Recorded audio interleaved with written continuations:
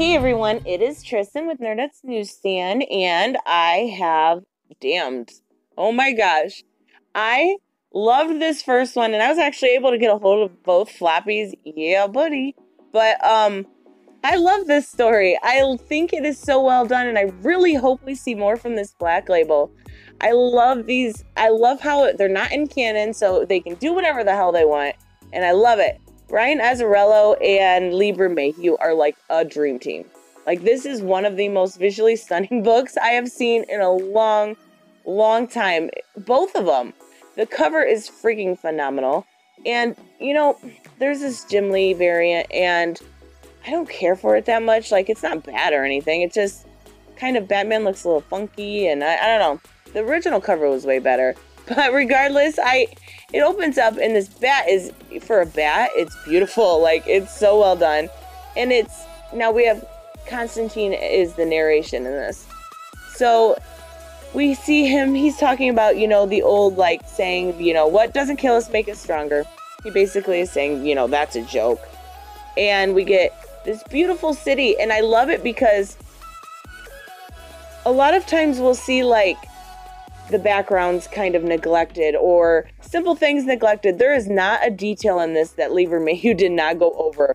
Like, it is phenomenal. But I'm probably going to say that like 15 times because I loved this book. I loved the first one. But we open up and we see Constantine and Bats are talking. Basically, they're going back and forth. They both are very jaded people.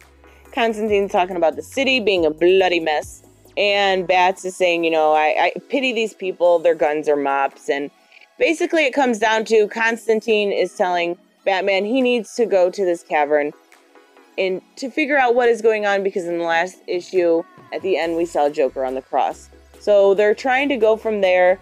They're on top of the church that I believe that we ended with last time with Joker when he was in the church. So we move on from there and we see a flashback to when Bruce was a child. He's playing on his horse. He's having fun. He's just kind of gallivanting around like a kid would. And Martha and Thomas come out of the house and kind of a fight ensues. And we see Martha say, you'll get the house over my dead body. So this is kind of taking his childhood, almost making it even worse. He's going to be a child of divorce. But he screams for his dad. It's so sad. Poor little guy. He's screaming for his dad to come back, and he's crying. It's freaking heartbreaking. And he goes inside to find out what's going on with his mom, and she's sitting there. And he's got his little gun on his holster, and he goes back to that whole, like, kids of divorce blame themselves, and he's saying, he's a bad boy and everything else. So he takes his gun and he puts it up to his mom's head. And she turns around and she's bawling. And she's like, please, Bruce, don't ever do that again. Promise me you will never, ever put a gun to someone's head.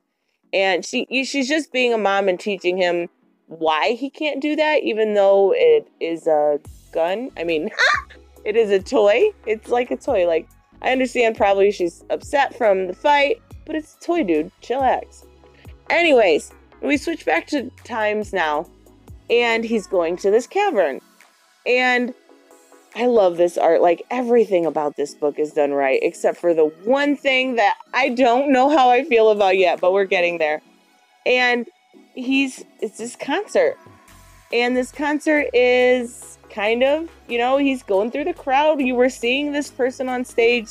They're rapping in rhyme, and you're not really sure what's going on yet. And he gets through the crowd, and this person on stage, this rapper, kind of does this like whole leap towards him and jumps right in front of him. And we realize that this is actually who Bats was looking for. This is Etrigan. And they made, I still find it so funny. They made Etrigan a rapper. And it does make sense because he does have to talk in rhyme. And the writing is phenomenal. I just would have never, ever pictured somebody being able to come up with making a literal demon, Etrigan, a rapper, like on stage. I know he's able to take, possession of somebody else, and it's just such a weird concept. I don't know if it's cringy or if it's genius. It's really hard to decide. But Bats threatens him and everybody around him. And I love this page because it's so well done. Like, it's every detail is there. I'm gonna say that 10 more times, I swear to God. But it's Etrigan and Batman face to face, but everybody has their gun out after Bat's threats. And they have it up against him, and, he's like, okay, chill the fuck out. Let's figure this out. And Bats is kind of like, they're given the proximity of where everybody is at. If they shoot me, you're going down too.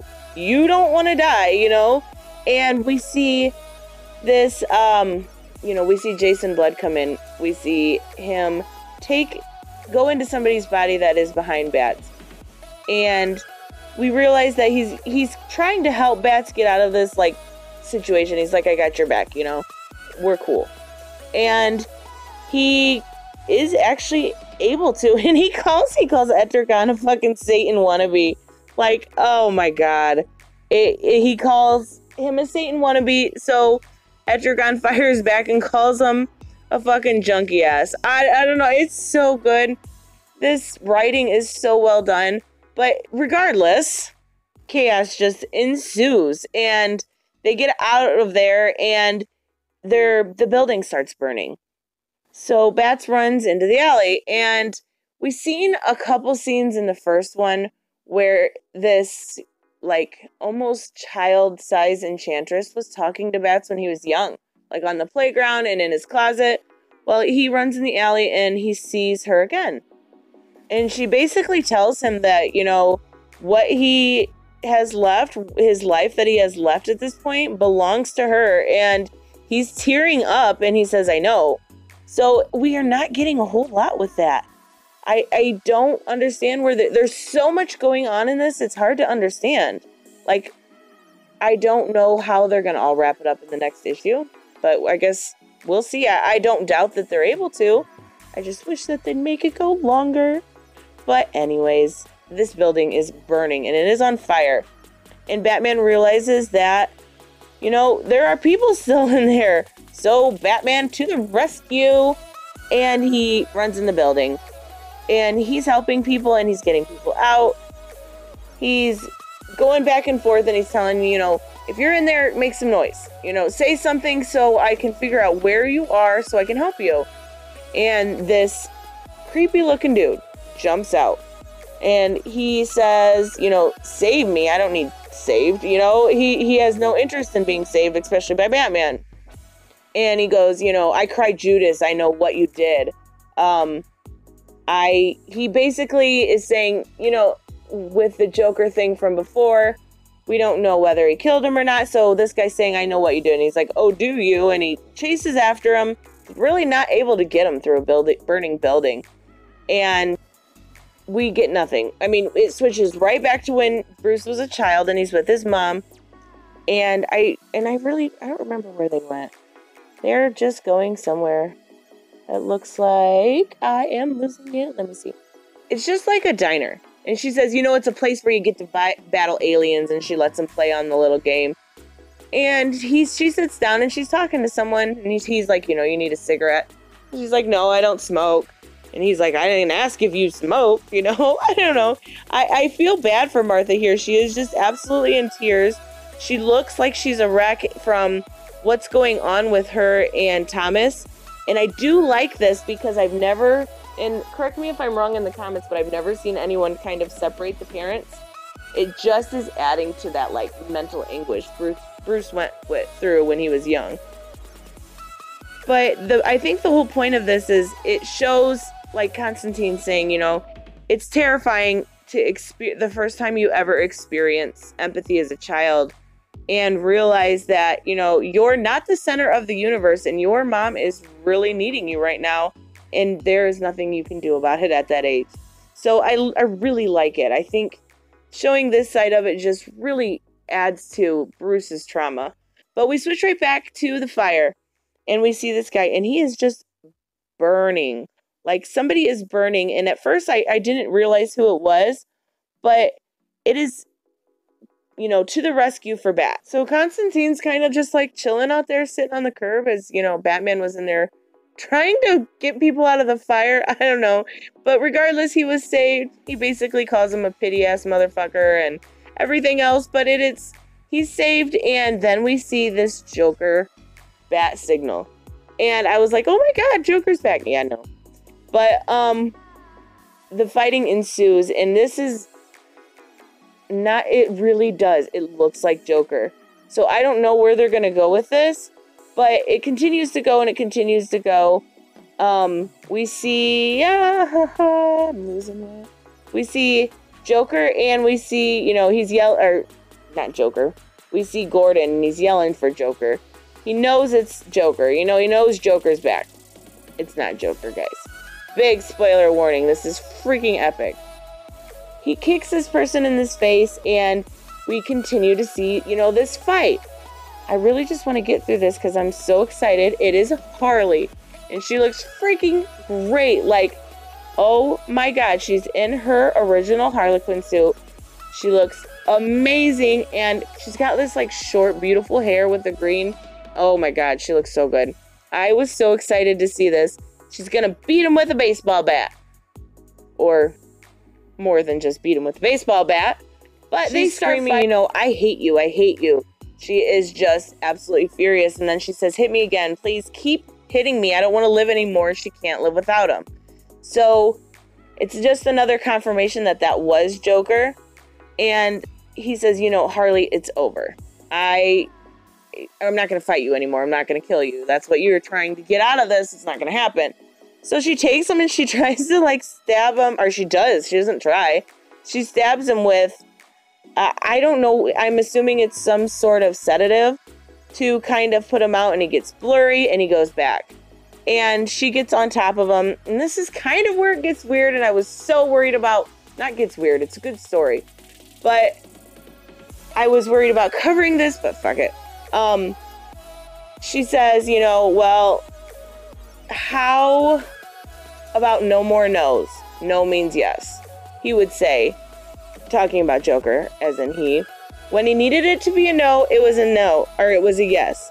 So she starts taking off her clothes, and basically she's just saying that, you know, when Joker needed it to be a no or a yes, it meant, even if she said no, it meant yes. So basically she's telling, and it's kind of, that relationship was fucked up anyway, in more ways than one, but basically, you know, it comes down to he raped her. I mean, that's at least what I get from it. Let me know if you think it's different, but I don't. And that's kind of where she, with this drug, was going with Bats. She takes off her clothes and gets on top of him. She said, you killed him, so, you know, it's your turn. And now I'll make his death haunt you. Well, he is able to get his strength back, and he chokes the hell out of her.